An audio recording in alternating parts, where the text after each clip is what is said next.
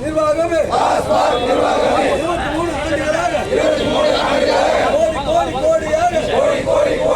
ஒழித்து கொடுத்து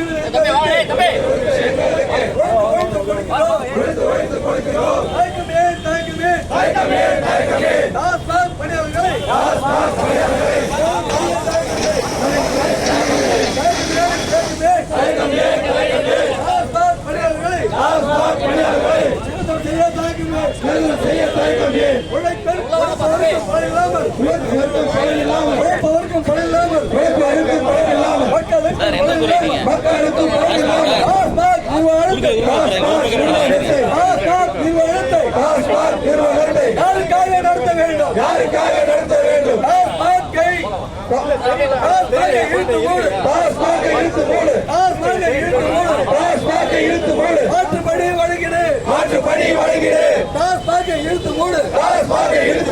மக்கள் நலனை பாதுகாது